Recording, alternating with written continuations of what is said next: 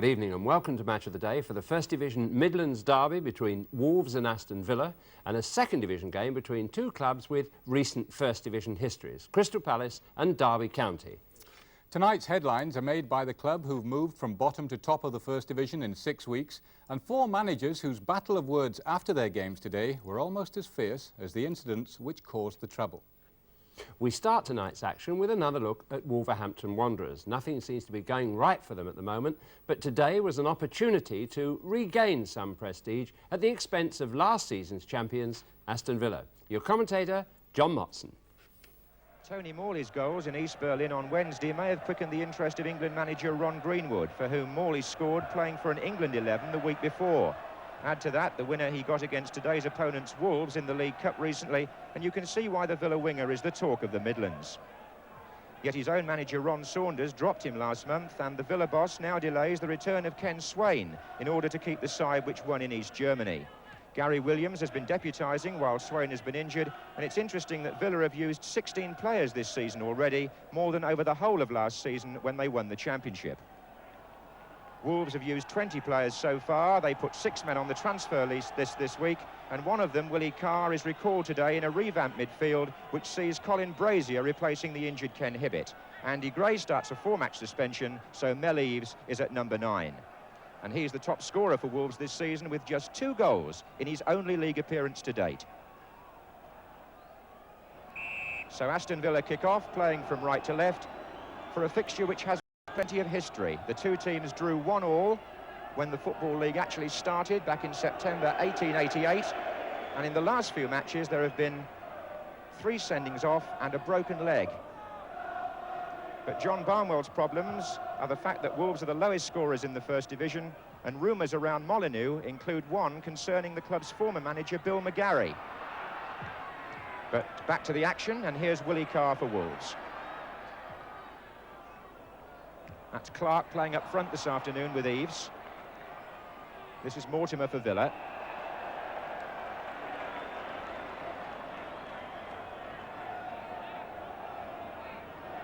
Aston Villa on a run of 12 games without defeat.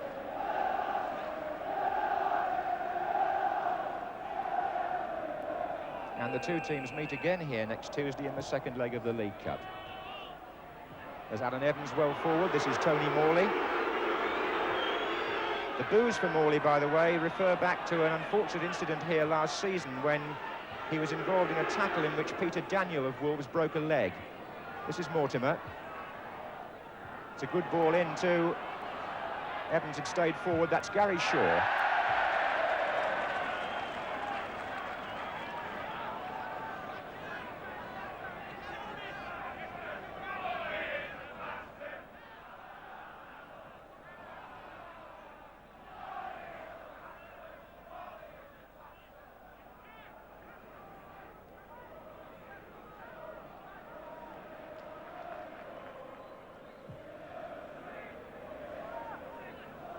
Evans with the header. Covering defender was Palmer, and then Villazon.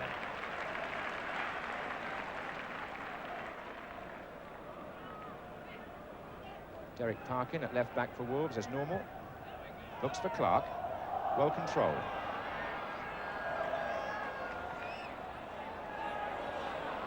Villazon. Palmer.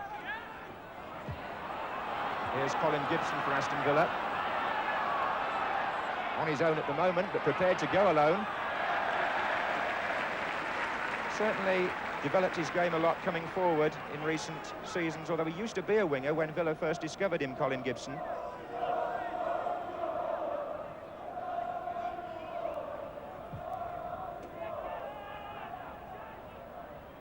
That was Clark for Wolves. And it's still Clark. And he brings the first true save of the match from Jimmy Rimmer. And Wayne Clark has been pushed forward today into the position where some people, including his elder brother Alan, the manager of Leeds, feel he's best, up front. Here's Cowns. Interesting battle between Cowns and Matthews on this side of the field, but this is Gibson. Brazier, Clark. And Clark worked that well back to Brazier, but it's a question now of Birch to Eves. Clark making his way across to the left. This is Birch. And on the far side, Willie Carr. And he forces a corner off Des Bremner. Wolves switching play intelligently there. Plenty of width. What they need now is some penetration inside the Aston Villa area. Parkin. Matthews is in there, and it was headed out by Peter With, and Jimmy Rimmer just for once was out of position. As Bremner comes forward now for the league champions. Good tackling by Colin Brazier, but perhaps a little too enthusiastic, the confrontation between him and Peter With. And bearing in mind the acrimony which has existed in this corresponding fixture in previous years, and indeed only a couple of weeks ago when Andy Gray was sent off at Villa Park in the League Cup, the referee is doing well to keep things cool in the first half. 20 minutes gone and no score. Gallagher takes the kick. On by Eves. Clark trying to turn. And Brazier. And Birch. Well played by Birch. Brilliant. Eves and Clark awaiting Ormsby. Oh, that was a smart piece of play by Alan Birch.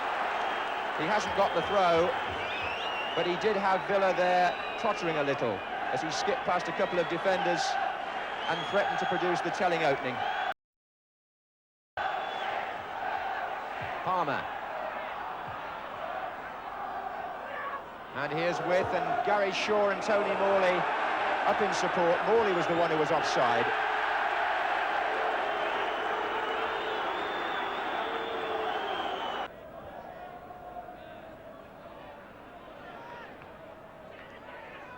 Ellis Mortimer. And Matthews with the tackle. Birch is coming to help him. So is Brazier. And that's Palmer with a good ball down the line to Birch. Oh, lovely turn.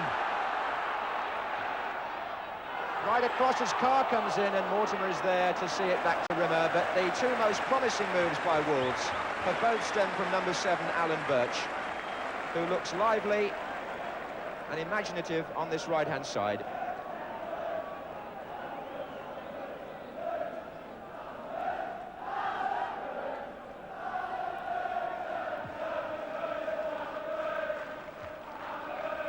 Foul by Gallagher on With.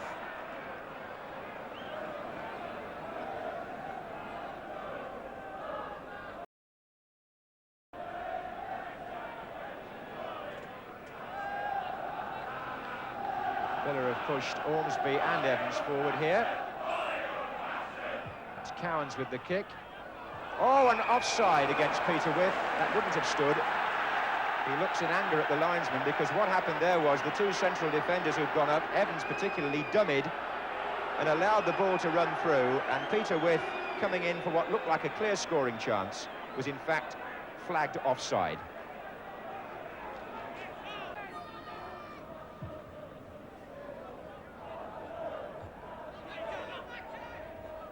Here's Birch. Now Palmer. Clark up with Evans. Brazier.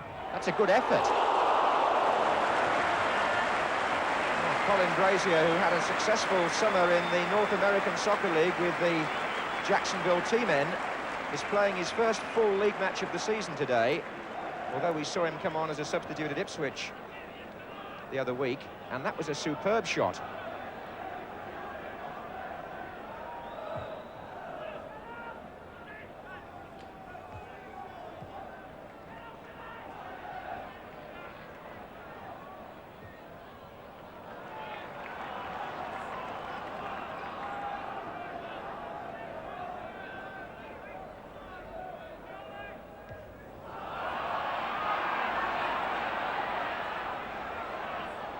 Cowans. Peter With cutting off the back pass, forcing Palmer to go the other way. Villazan, outside of the foot from the South American. Here's Willie Carr to Brazier. And now Mick Matthews. Birch is staying on the right for the minute. Now he's coming inside to take the ball from Matthews. And as he did so, Gibson came across his path. That enables Gallagher to go forward for the free kick.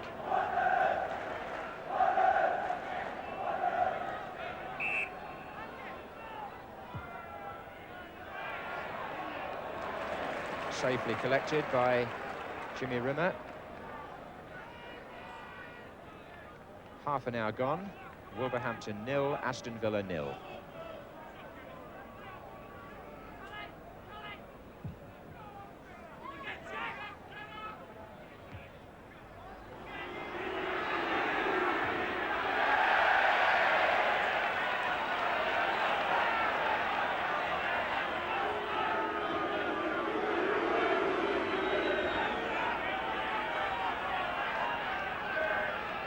Colin Gibson with the throw for Aston Villa to Morley, back to Gibson.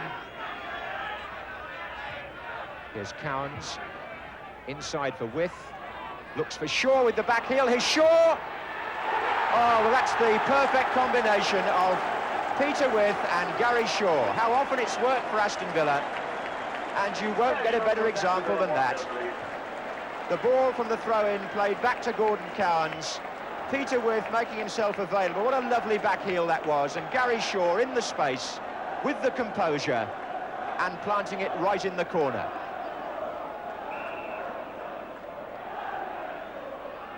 Well set up by Peter Wyth, and it gives Gary Shaw his 5th goal in 7 matches since he returned after injury. Came in the 31st minute, and here's Williams for Villa.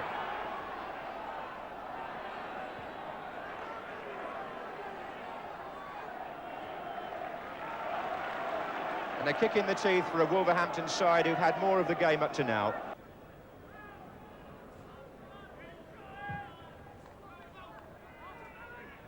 That was Ormsby's header, and the referee spotted the foul.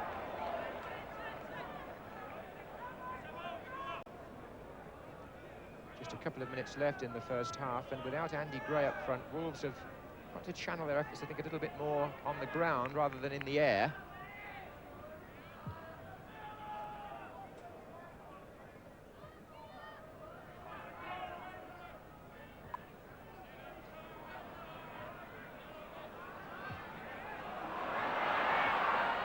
There's a sense of nervousness about Wolves and indeed their supporters when the ball is at that end.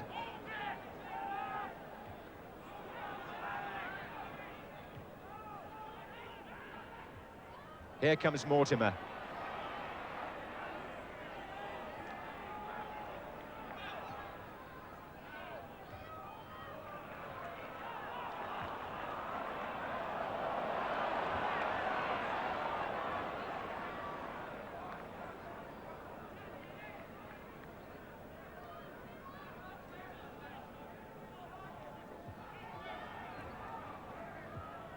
Nice move this by Villa again, full of confidence. Bremner.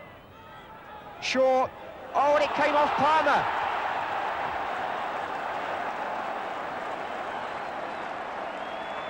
Well, you can't be more unlucky than that. Villa moved the ball well out to the right wing. It was crossed in by Des Bremner. Gary Shaw got a flick header on it, and poor Jeff Palmer, it went in off him. And Aston Villa are 2 up, and life can't be more cruel than that to a team struggling near the foot of the table.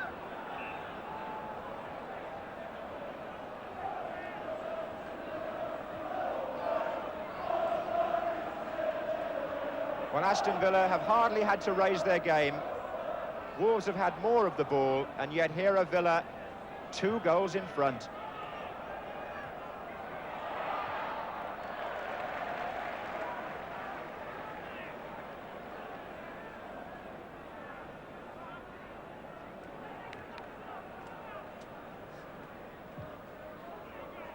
Well, time now added on for stoppages at the end of what for Wolves has been a desperate first half. Here's Peter With, and Villa could make it worse yet. This is Bremner.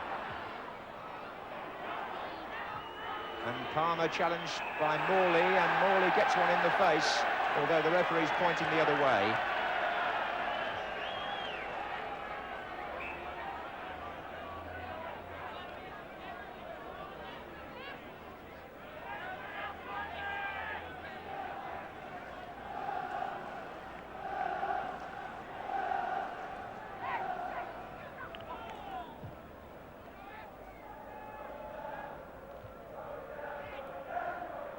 Carr.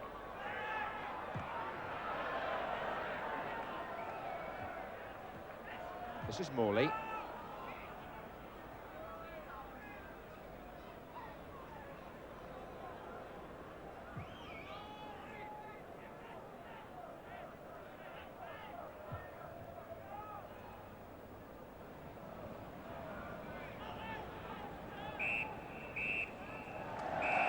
Well, it's the Villa fans who are cheering at half-time. Gary Shaw, who scored the first goal and played a part in the second. But life cruel to Wolves in general, and Jeff Palmer in particular. And this barren run at the other end, in which Wolves have failed to score in 7 of their last 8 matches, continues and gives John Barnwell more problems as he goes in at half-time.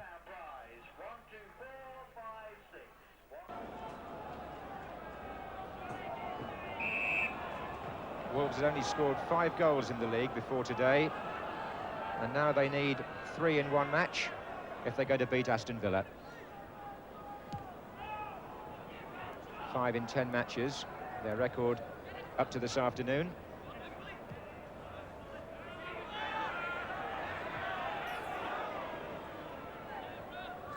And the rain coming down quite heavily at the start of the second half here.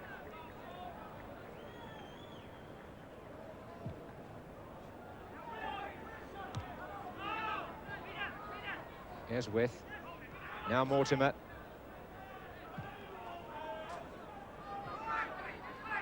Gary Williams, but caught by the outstretched foot of Wayne Clark.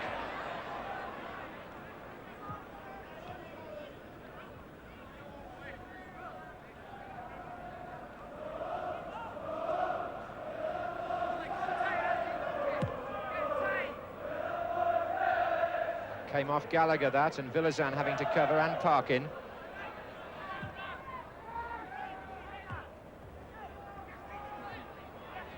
Oh, another back heel by Peter With, this time to Mortimer. And With's gone to the far post, wanting it again, and he's got it. And he pulled it back for Shaw, and that's gone in.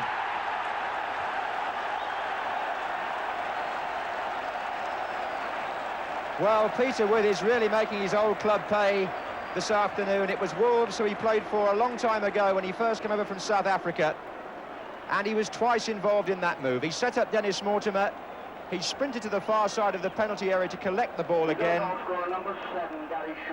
played it back again to Gary Shaw, and the shot low through a crowd of players into the corner makes it 3-0 to Aston Villa, and things seem to be going from bad to worse for Wolves, and I don't think anybody would want to be in John Barnwell's shoes just at this moment.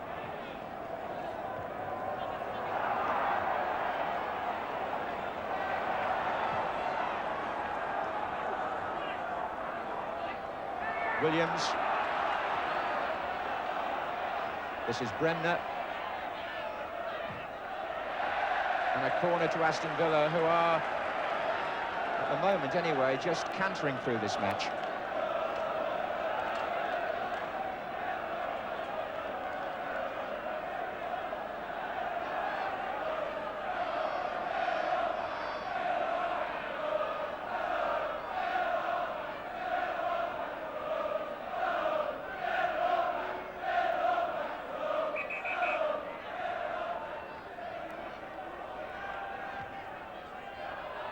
Oh, and Bradshaw having to come to meet With again. Bremner's in there, and it's volleyed away by Eves, in fact.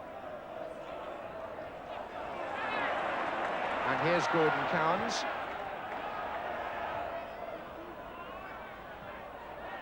Mortimer.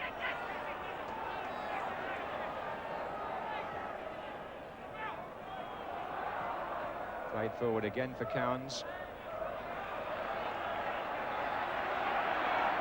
Morley teasing Palmer. Low into Shaw.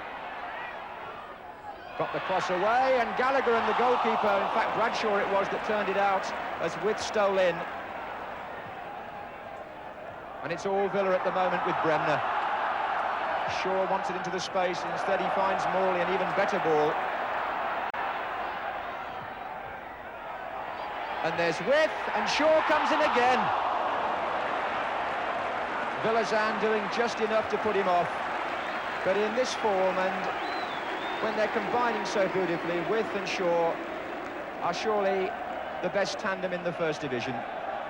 Certainly they proved that last season, and the understanding seems to be back now that Shaw has recovered from injury, and Wyth too, after a knock in the League Cup, is back at his best.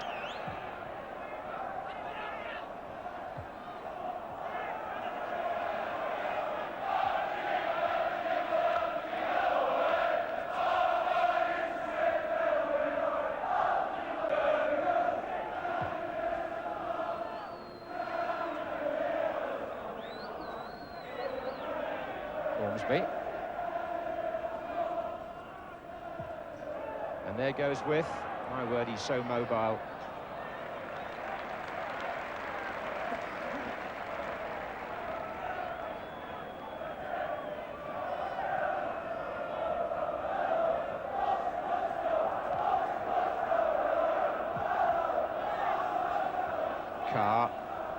Clark. Here comes Carr again. Now, can Wolves get something moving here? They've got Birch on the ball. Eves down the right. And he was blocked there as he came inside, so it's a free kick. I seem to recall Aston Villa winning 4-0 here about 4 seasons ago. And that's their best ever performance in a league match at Molineux, and they've got a chance of equalling that this afternoon now. But for the moment, Wolves are trying to get one back. With Birch. To Palmer. Offside in the middle against Wayne Clark. I don't think that would have mattered, that miss.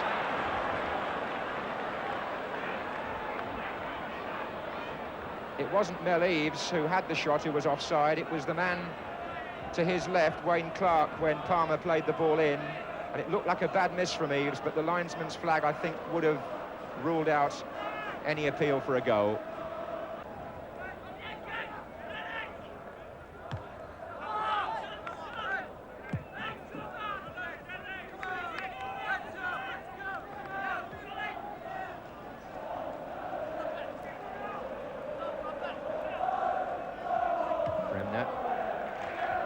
Touched down by Wyth for sure, and he's on his way again. It's going to come to Cowans. And Palmer now.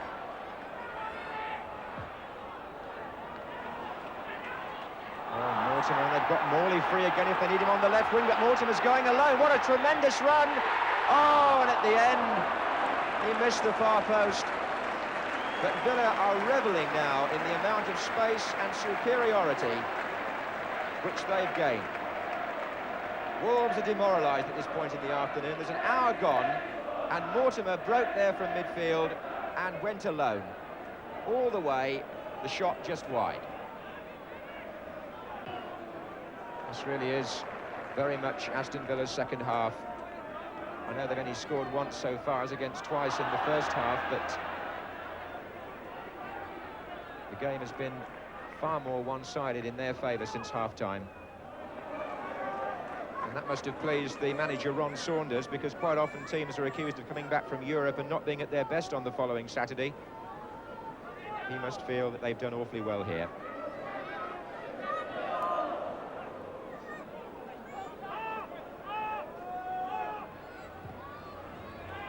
Carr for Wolves.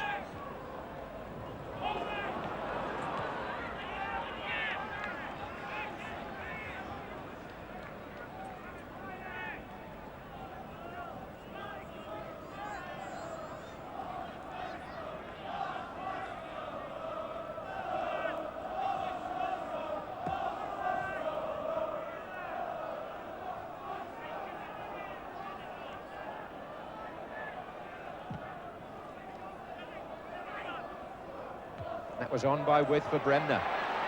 Now it's Shaw in the centre, coming in on the cross. Villazan cutting it out. And Shaw winning it back from Willie Carr. Look at that, this is Bremner. Shaw setting up With this time, is he? It's been played back for Morley and now Gibson. Villa still with 4 players in the area. Morley.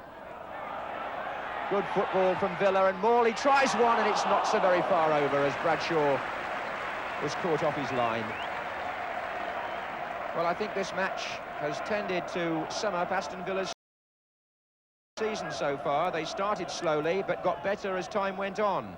And as this rain pours down, at the moment there's only one team in it.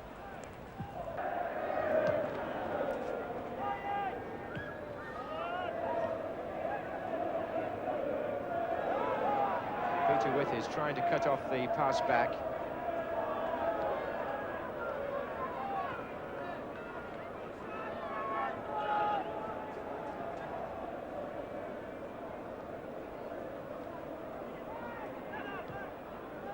There's Carr.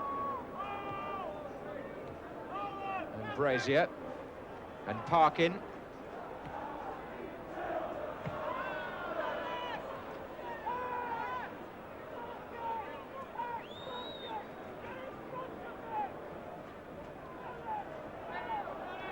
It could be Alan Clark, couldn't it, in that picture? So similar. Here's Wayne, though. And he's guilty of a foul there on Gary Williams, and indeed that incident takes the match over the 90 minutes into time added on for stoppages.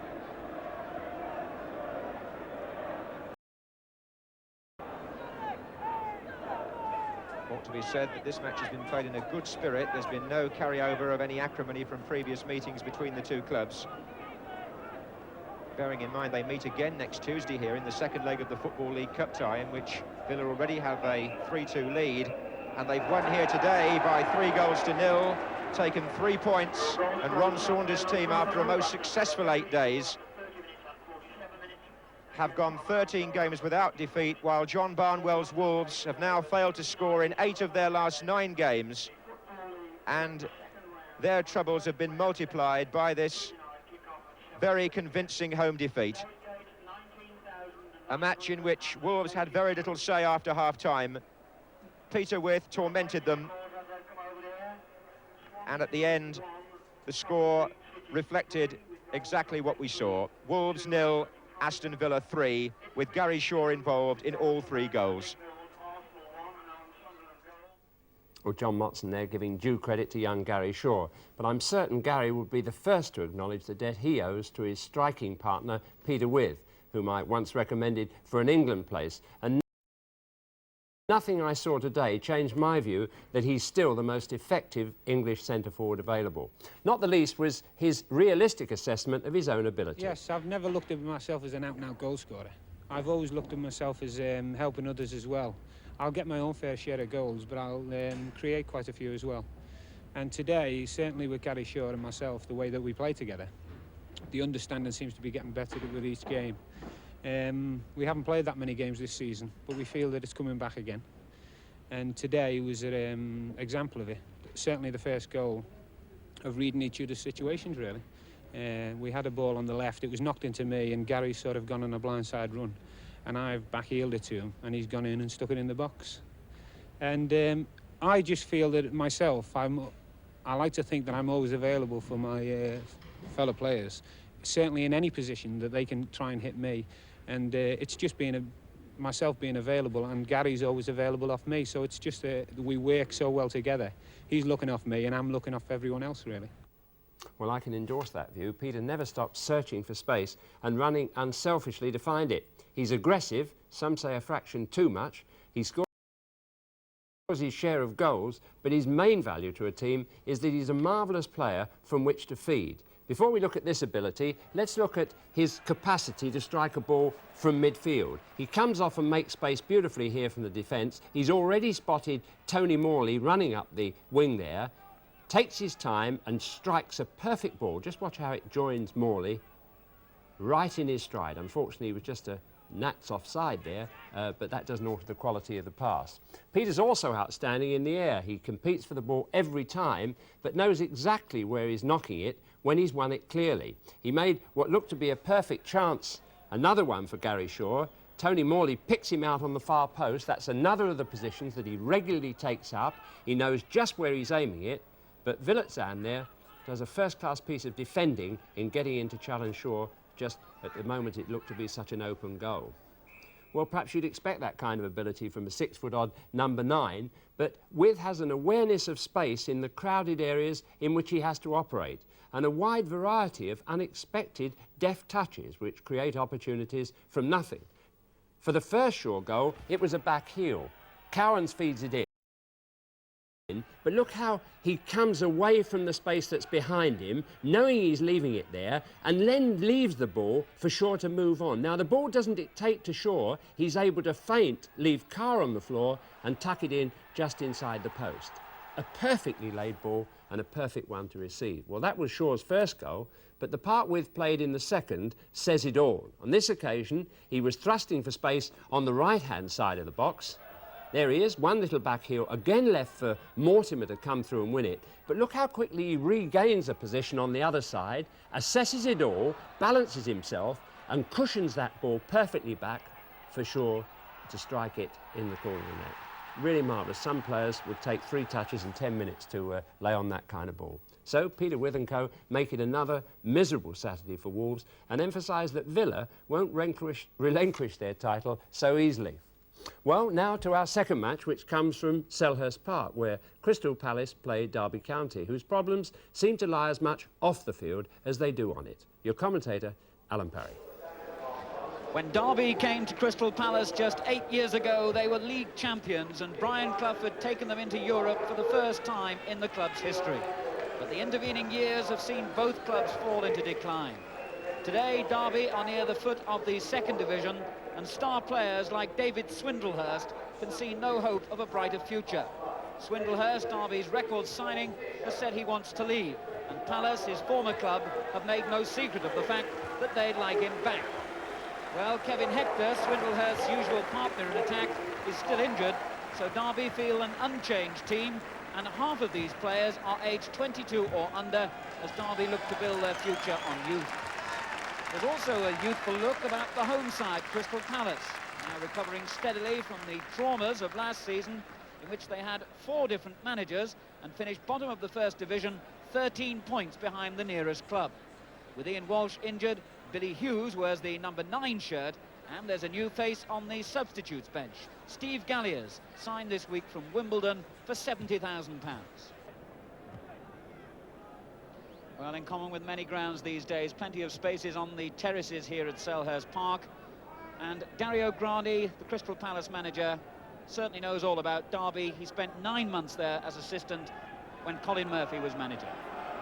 The referee, Mr. John Martin of Hampshire, and it'll be Crystal Palace, all in white, who'll kick off, attacking from left to right, and looking today for their 6th league win, which is as many as they managed in the whole of last season. Here's Gilbert, receiving the ball from Cannon, and trying to pick out Hughes. Good ball too. Roger Jones and Steve Buckley combining to break up that early Palace attack. Good flick on from Empson, finding Swindlehurst.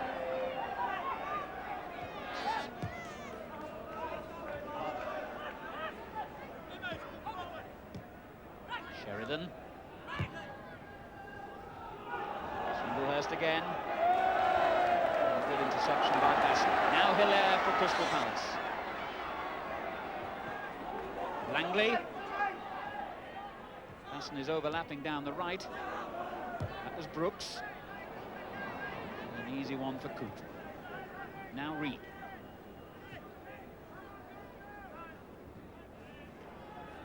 Coop again.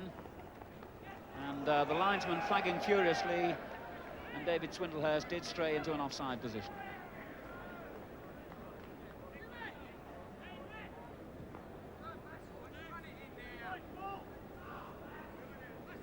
Here's Basson.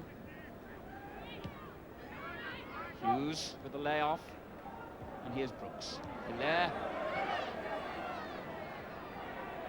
Brooks again. Both Langley and Hughes forward. He finds Hilaire. A nice layoff too. And not a bad early effort. In fact, Langley very nearly on the end of it. The shot by Murphy producing a fine save by Jones. Murphy with that fine right-footed drive. Jones had to beat it away, and Langley almost got to the rebound. Derby forced to concede the corner. Should be taken by Smiley. Difficult one that, but headed away well by Emery. And a good effort that by Cannon, and again the goalkeeper alive to the possibilities.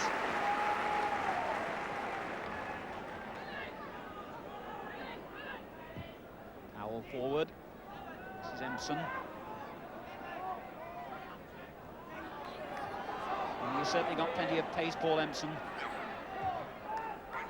Powell, Barry that is. And here's Buckley. And Gilbert just reading things well for Palace. That was Basson.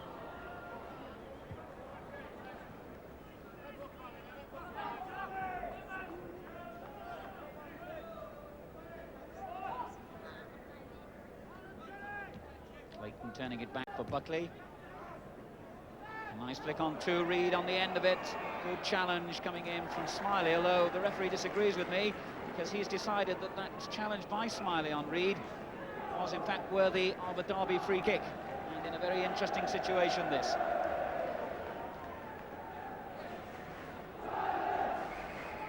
a lot of players between goalkeeper Paul Barron and the ball. In fact, Palace have got all 11 men back inside their own penalty area here.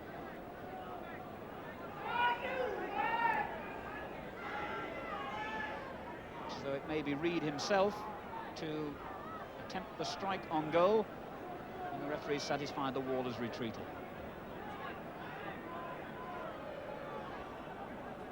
Indirect free kick.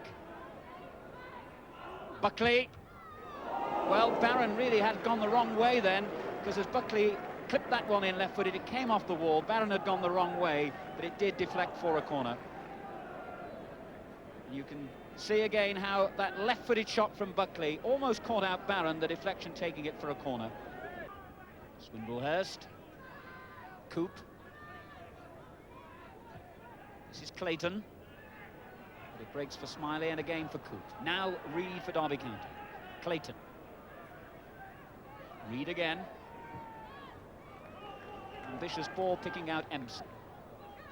Buckley. Empson, a natural winger, loves to take on players. Reed. Good build up this by Derby County. Here's Coop. Swindlehurst on the far post. And that's a fine goal, and what an appropriate player to score it. David Swindlehurst, back at the club for whom he made over 250 appearances, gives Derby County the lead after only 8 minutes. What a fine build-up it was. That fine ball picking out Swindlehurst, and the header looped over the head of Barron into the corner of the net that was unguarded. So David Swindlehurst gets the goal, his third of the season, and Derby County take the lead, and I must say they've settled down very quickly too and played some ambitious football in the opening stages of this game. Free kick for Palace.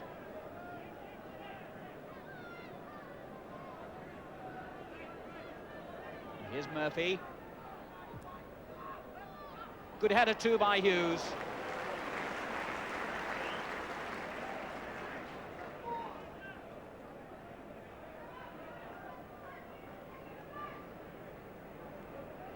Again, a fine header from centre-forward Hughes on the end of that left wing cross.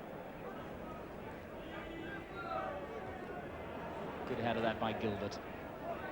Now Smiley. Palace have got 3 forward here, and Derby a little stretched. Played in for Langley. Jones has committed himself. It comes to Hilaire. Oh, he completely miskicks, but the danger not gone. Hilaire lucky to get a second bite. This is Basson. And a disappointing end to what looked a very promising build-up then for Crystal Palace. Vince Hilaire totally missed kicking, with the goal just yards away from him. That cross from the left caused all the danger. Over the heads of those two players, Hilaire had plenty of time, and look what happened. Mick Coop. Powell, Steve Powell, finding Reed. Barry Powell. And again, that was a magnificent ball to Empson.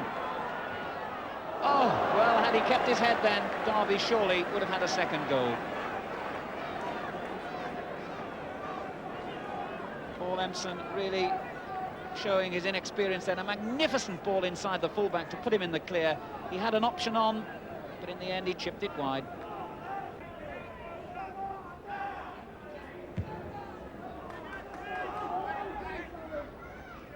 Sheridan, although it was won by Hughes, Sheridan winning it back at the expense of a corner.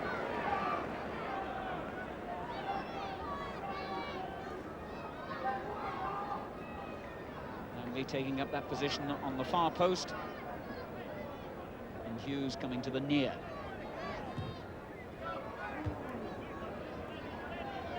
Murphy. Still a crowded penalty area. Cannon. A fine clearance that was by Clayton. Cannon again.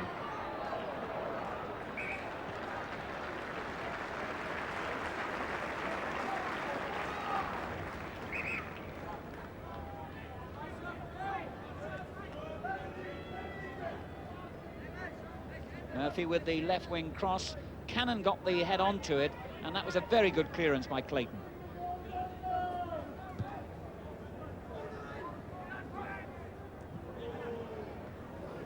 Clayton again winning it, Reed turning it forward. Empson. Looks suspiciously to me like a bit of shirt pulling. And indeed it was. The free kick quickly taken, and in the process Empson of Derby lost his boot. Here's Buckley. Here's Empson, complete with boot. Oh, what a fine ball. Swindlehurst is onside too. Reed arriving quickly to support him. Oh, so unlucky. And David Swindlehurst, the thickness of a post away from a second goal. Well, that move all began with a wonderful long ball from the back by Steve Buckley. Swindlehurst getting in behind the Palace defence. As Barron came to narrow the angle, Swindlehurst clipped it towards goal. It was accurate, but not quite accurate enough. And that post has made sure the Derby lead only by one goal as they go into the second half instead of two. Hughes. Here's Langley. Hughes again. Tried to tee it up for Murphy, but it just wouldn't come. Away by Emery.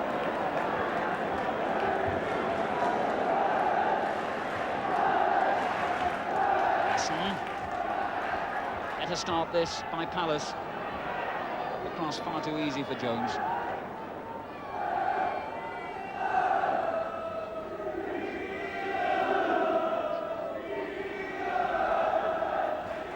Gilbert's header. Buckley's. And Gilbert again. Reed. And Swindlehurst once more getting in behind those defenders. He's got support from Empson. And what a fine ball to find him too. Oh! And for the second time in the match, Derby County are thwarted by an upright. Well, Swindlehurst again playing a vital part with that good ball. Empson seeing the angle so well. And look how close that was to a goal. It's a good ball though by Brooks. Now Murphy for Palace. Langley forward, so is Smiley and Hughes.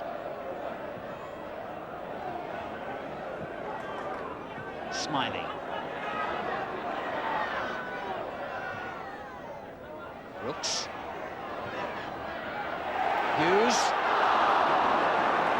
Well, Billy Hughes has had few real glimpses of goal so far in this game. That was the best he's had.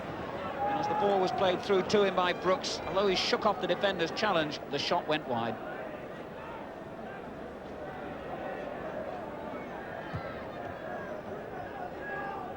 Swindlehurst again, supreme in the air. Empson. He really is quick, Paul Empson. But Basson's no slouch either. Empson winning though. Swindlehurst.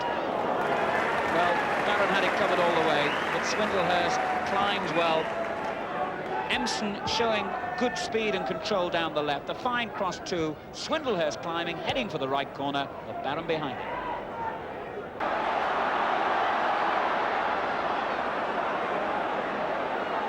Smiley's had to hold because there was simply no one in support.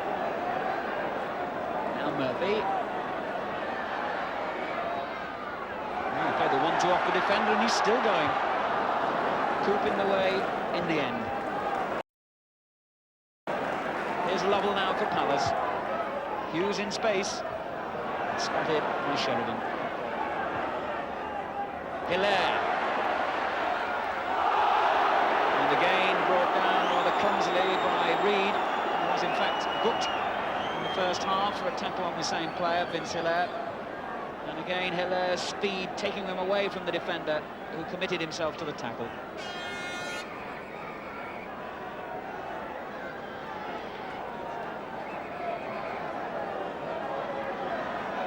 Jones just urging his defenders in the wall to give him a sight of the ball. It was so difficult, these kind of free kicks for goalkeepers.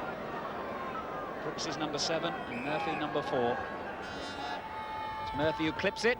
And again, the ball did its job. There's Basson. Hilaire. And a break on here. It's 2 against 2. If Clayton can move quickly enough. The extra man, Reed, onside. And the chip was delicate, but not accurate enough. Well, really, Derby ought to have had a second goal then. Here's Langley for Palace. Laid on for Murphy, and he got it all wrong, and he knows it.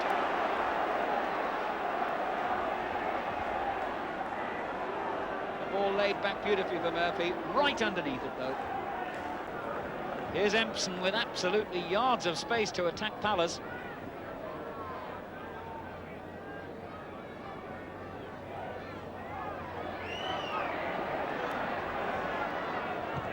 And that's a corner.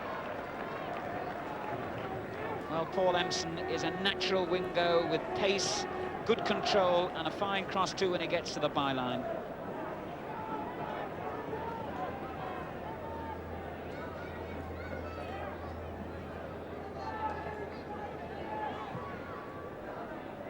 Oh, it came off the defender, and Barron was in exactly the right place.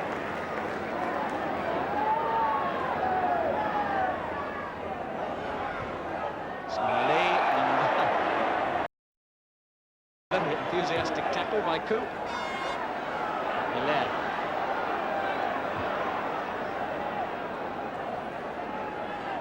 Here's Basson. Murphy.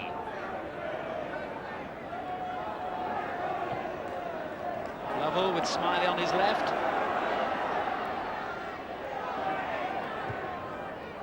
Looking for Hilaire.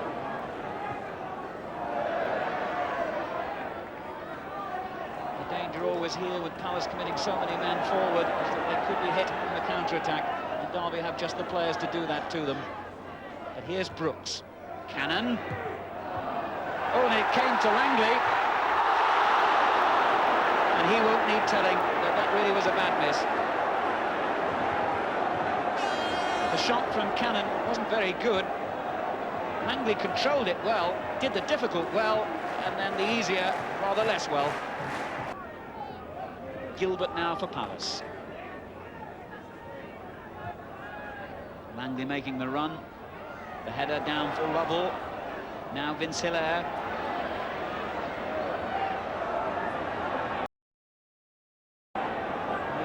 For him to go then, so he goes back for Basson.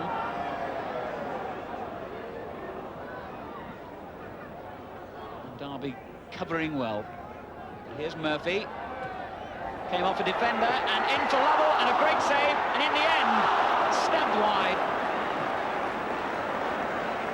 Well, Neil Smiley then ought to have taken better advantage of that. Murphy clipped it in, it came off the defender, and the shot hit the goalkeeper on the legs, but Smiley stabbed at the rebound wide.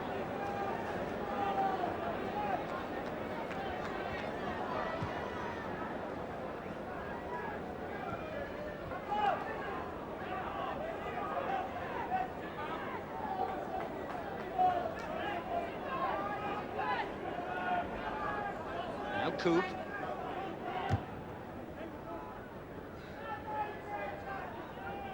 Here's Basson. Gilbert takes it on for Palace. Langley chasing. Is he quicker than Sheridan? He is. Sheridan defending well in the end by forcing him so wide. Here's Hilaire.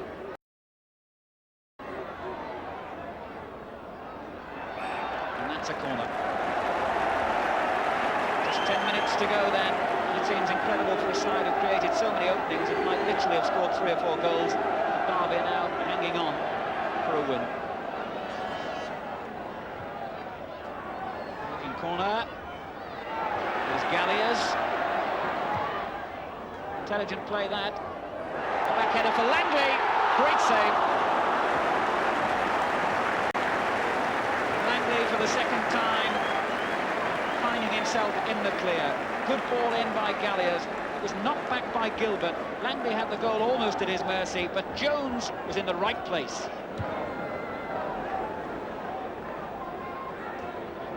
Ooh, it's dropped over Cannon's head.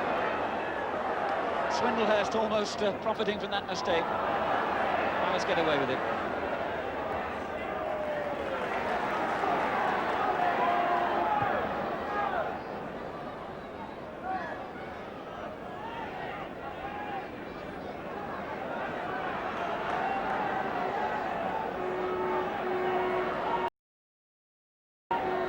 Hilaire for Palace.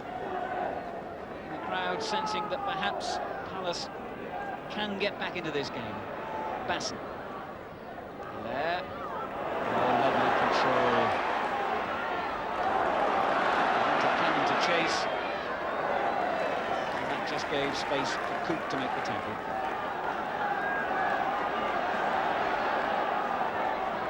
Hilaire again. For Smiley. Brooks. Galliers plays it in and again, but this time Langley is offside, and ironically that's the one time of course he finds the net. Tommy Langley frustrated, but the linesman's red flag was raised instantly. The ball was played through. And you can see again, neat little ball through by Galliers. Langley in an offside position, says the referee. Brooks doing well. And so did Reed. And that, in fact, is the final action. Boos from the home crowd, disappointed to see their side lose. Palace just above halfway at the start of play. Derby in the bottom 6, but it didn't look that way. Derby playing the better football, grew in confidence after David Swindlehurst had given them the goal, hit the post twice, and were unlucky in the end only to leave with that 1-0 victory. But for a side in their position, an important 3 points. Well, I'm sure the sharp-eyed ones of you will realise that in that game it was Billy Hughes who came off, not Tommy Langley, as the caption suggested. Anyway, the match-winning performance of Dave Swindlehurst this afternoon had a touch of irony about it, coming as it did against his old club. Palace are also one of the interested parties should Derby decide to sell the unsettled striker who recently asked for a transfer. So what's the latest situation? The position is, I've said to the press people, to the press boys, is that I should recommend that his transfer request is turned down flat. Well, obviously the way he played today, you need to keep him as well. Indeed, I thought David Swindlehurst played very, very well, took his goal well, led the line very well, and he's a very good player, talented player, and we need his ability and skill to keep things going for us up front.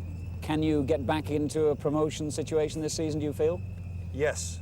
I remember people just saying not so long ago, 3 weeks ago, that Manchester United were going to get relegated and at the bottom of the first division.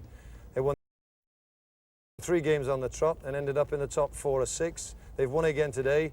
I think they can win the championship. I still think Derby County can get promotion.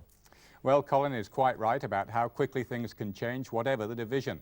For example, look at the bottom of the First Division just 6 weeks ago on September the 12th, when Manchester United were 22nd with just 2 points from 4 games.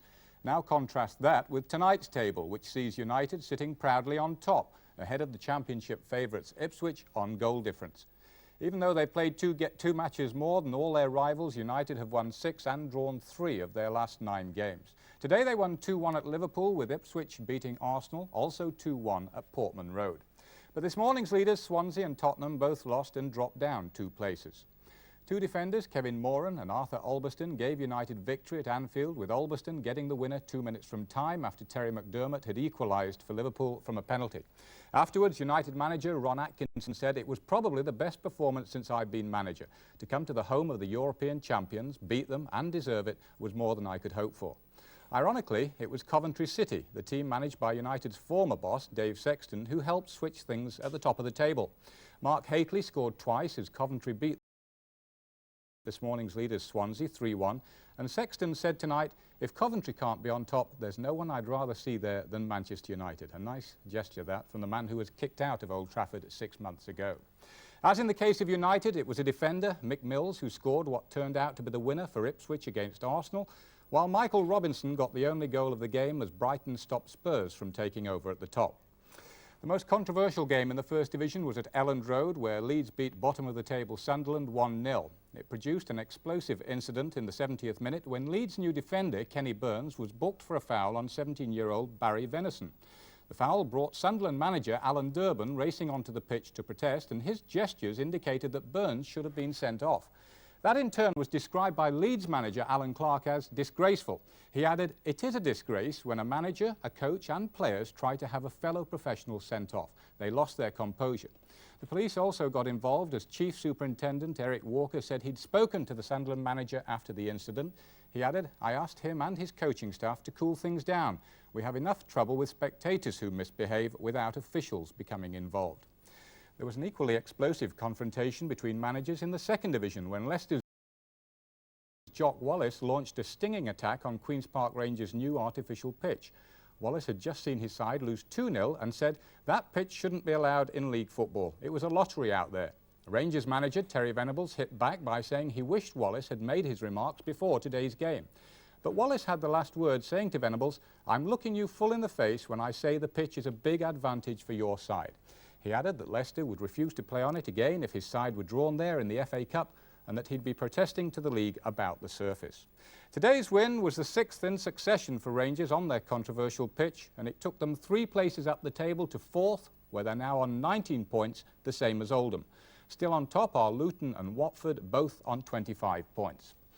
Steve White, who scored 4 last Saturday, got another in Luton's 2-0 win at Wrexham, and Luther Blissett was on the mark again as Watford beat Norwich 3-0. Sheffield Wednesday move into 3rd place after beating Oldham 2-1. In Division 3, Chesterfield still lead despite losing 2-0 at home to Brentford, but now only on goal difference from Doncaster and Gillingham. In Division 4, Bradford City's bid to set a new club record of 10 successive wins failed with a 2-0 home defeat by Sheffield United, but they still have a 2-point lead over the side that beat them today. Pools and the dividend forecast is low with 12 score draws on the coupons. Don't bother to claim, but the numbers you want are 7, 10, 13, 16, 17, 23, 33, 39, 48, 50, 53 and 54. Well, that's it for tonight, except to remind you that if you do put your